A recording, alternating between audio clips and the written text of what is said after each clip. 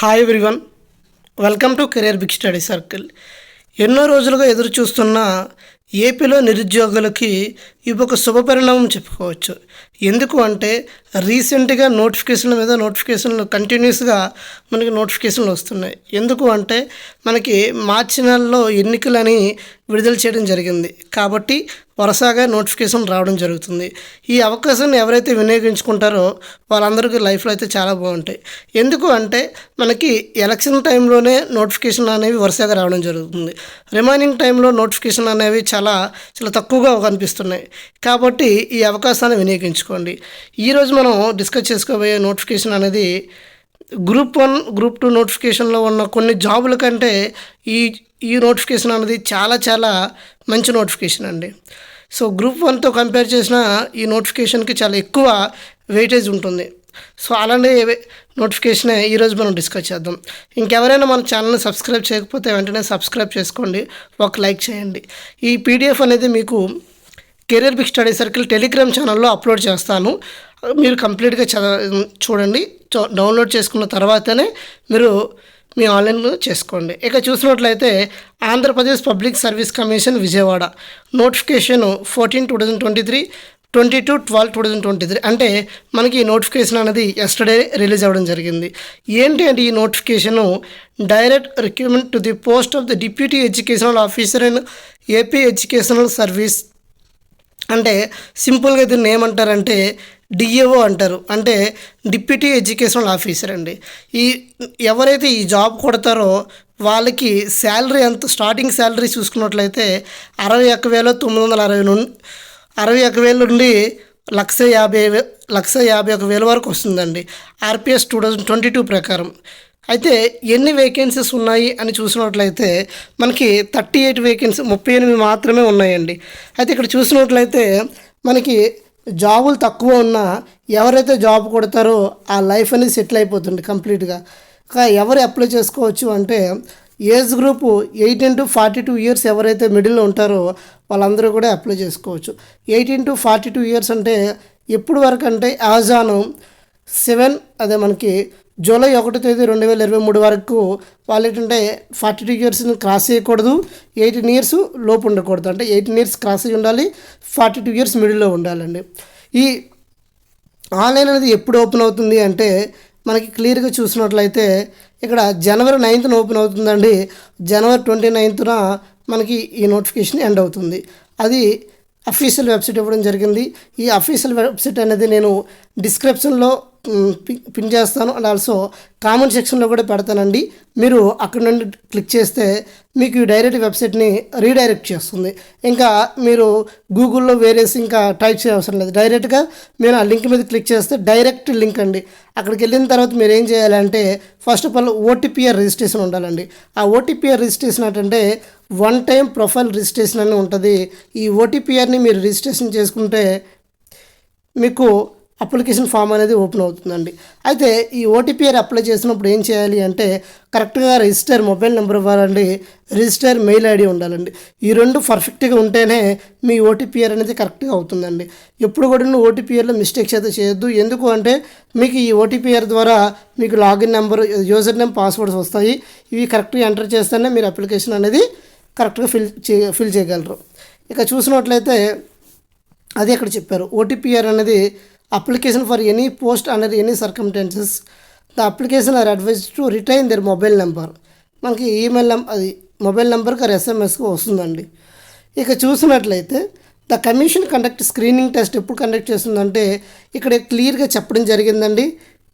మనకి ఎప్పుడంటే 4 నెల 13 తేదీ 2024 అంటే ఏప్రిల్ 13 తేదీన ఈ టెస్ట్ అయితే కండక్ట్ చేస్తామని చెప్తున్నారు. అయితే in case candidate exceeds 200 times the number of vacancies notified as per the GOs number 39 general administration department date 26/2019 and the candidates will be short listed the main CBT examination in the ratio as may decided the commission.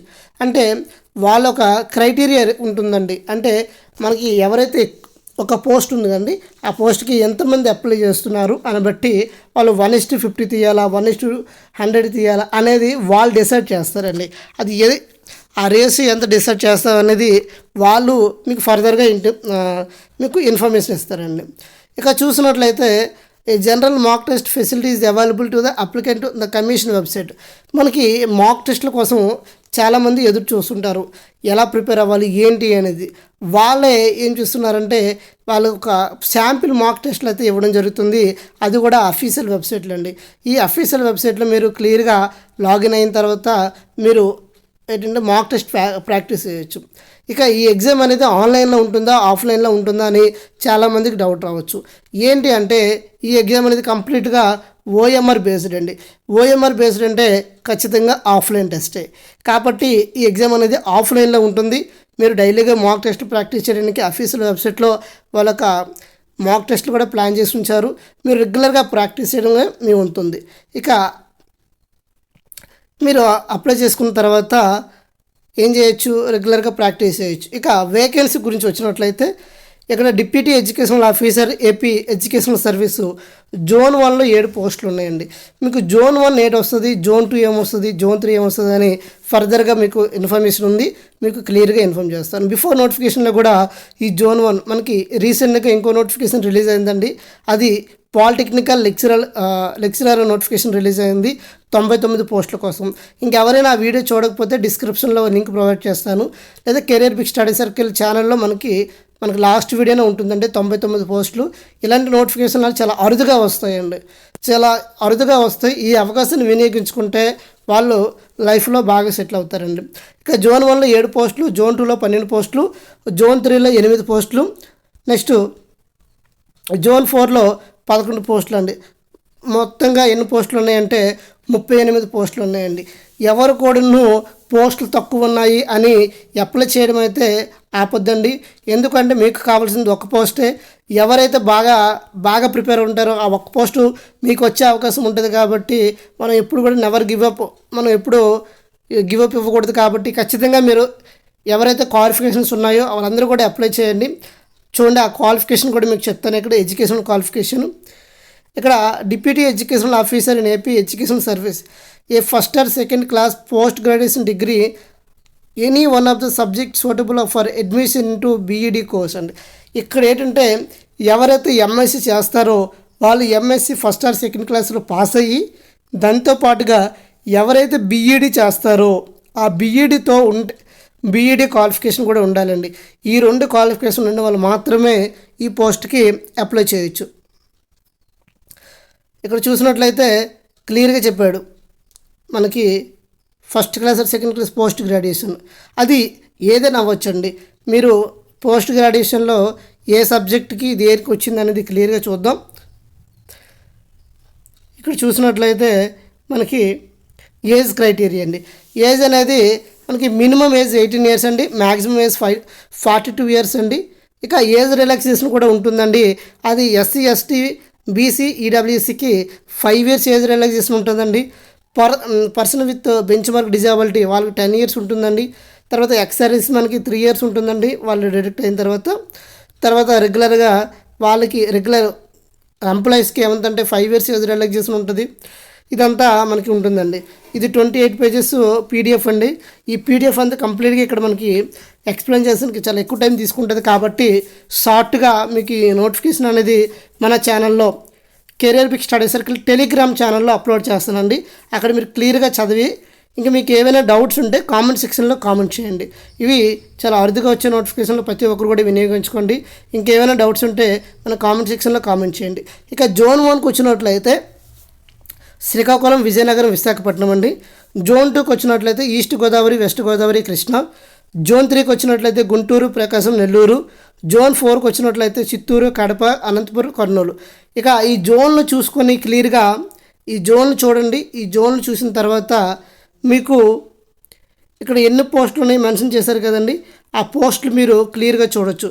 Zone 1 అంటే శ్రీకాకుళం, విజయనగరం, విశాఖపట్నం వాళ్ళకి ఎన్ని పోస్టులు ఉన్నాయంటే 7 పోస్టులు ఉన్నాయండి.